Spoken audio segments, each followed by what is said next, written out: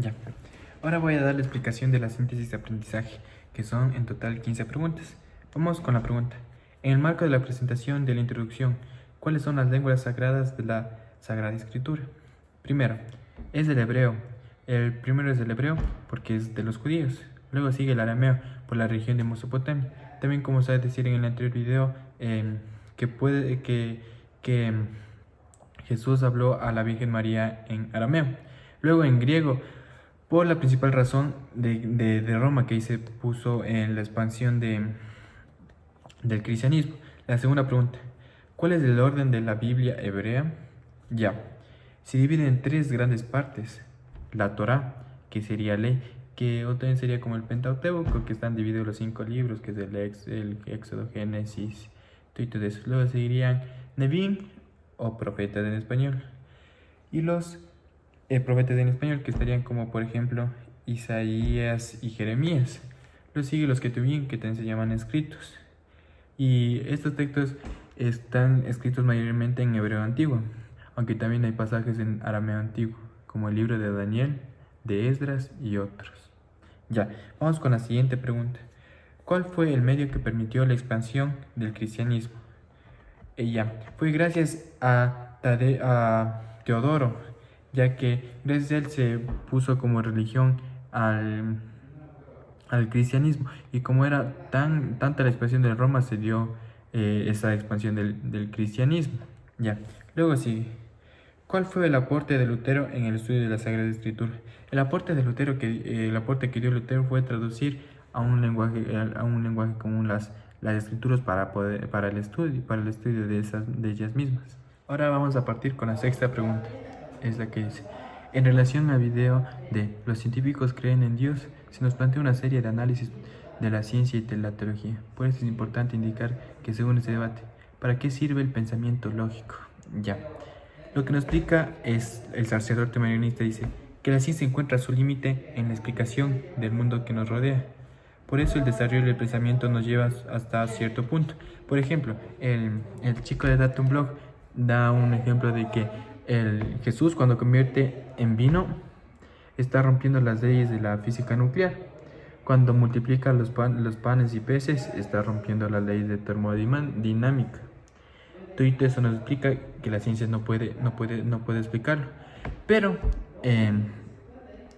eso no puede explicar porque Dios dio origen a todo, como dice el sacerdote. Ya. En la siguiente pregunta nos dice: en relación al video de "Los científicos creen en Dios", se nos plantea una serie de análisis de concepción de la ideología. Porque es importante indicar qué es la ideología. Ya, para ver primero qué es la ideología, vamos a ver esto. La ideología es la convención conceptual de la realidad que sirve para darle sentido a la vida y para justificar comportamientos personales y sociales.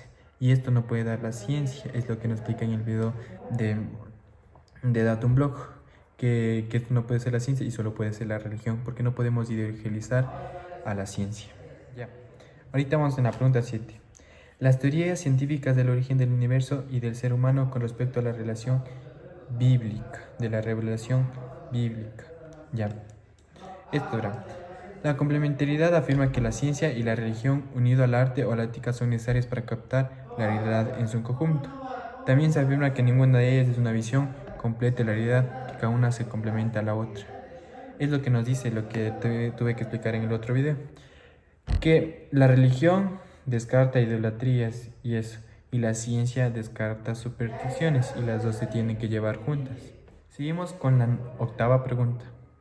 En el marco de exposición de la Torá, que se traduce en el griego como Pentateuco de la Biblia cristiana, ¿qué se coloca en la evidencia en el libro del Génesis? Ya, el Génesis está centrado para presentar la creación como don de Dios. Y eso pasa en 7 días, y el séptimo día es para descansar. Además, muestra cómo cada día creó. Ese sería la nueva pregunta. En el marco de exposición de la Torá, el libro del Éxodo nos evidencia la experiencia del Pascua judía, Pesaj. ¿Cuáles son los elementos esenciales del Pesaj? El cordero, las hierbas amargas y la manzana de miel. Ahora vamos con la 10ª pregunta. Ya. ¿Qué es aquello que la niña pide dentro de la celebración de Pesaj? Los niños deben iniciar preguntando, ¿por qué esta noche es diferente? Ya. Ahora la 11ª pregunta. En el análisis de la figura de Abraham, se puede indicar que él estaba, según el video de Rab Salam. ¿Cuáles son las primeras civilizaciones? Las primeras civilizaciones son la Sumeria, los acadios y los asirios. Y él tal como dice que Mesopotamia es la cuna de las civilizaciones y además como los sumerios aplicaron el primer código civil que es el código Hammurabi, que es el primer código civil de leyes.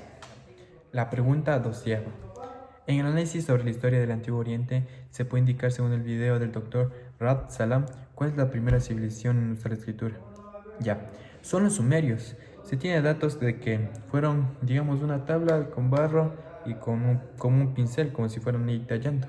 Esas serían las primeras escrituras, que serían como jeroglíficos. Ya. Ahora, en la 13ª pregunta. Nasi Mohammed, Dr. Salam, ¿cuál es el código que utiliza la civilización de los acadios? Es el código Hammurabi, que fue utilizado como primera ley civil, y esto es gracias a que Mesopotamia es la cuna de las primeras civilizaciones. Ya, la 14ª pregunta. En el análisis sobre la experiencia judía se puede indicar, según el video, cuál es el rey que llevó a los judíos al exilio de Babilonia. El rey que llevó al exilio de Babilonia fue Nabucodonosor. Ya. La 15ª pregunta.